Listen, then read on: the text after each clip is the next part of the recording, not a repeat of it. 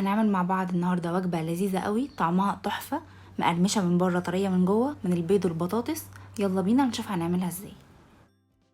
اول حاجه هقشر 3 حبات من البطاطس، وبعد كده هبدا اني ابشرهم واغسلهم كويس واصفيهم من الميه.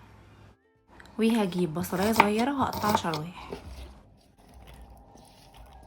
هجيب 3 بيضات واضربهم وهضيف عليهم معلقه صغيره من الملح والفلفل الاسود والبابريكا، وهضيفهم على البطاطس والبصل، وهضيف كمان شويه من البقدونس واقلب المكونات كلها مع بعض. وبعد كده في طاسه هحط معلقه كبيره من الزبده، وهضيف نص الكميه بتاعه البطاطس وهفردها كويس.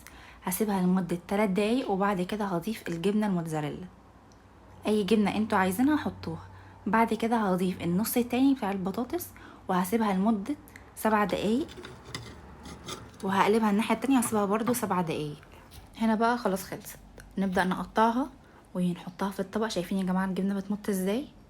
بجد كانت تحفه، وريحتها كمان حلوه قوي، وكوجبه كفطار او غدا او عشاء حلوه جدا. بطاطس وبيض، وجبه متكامله، لازم تجربوها، ولو جربتوها قولي رايكم. باي باي.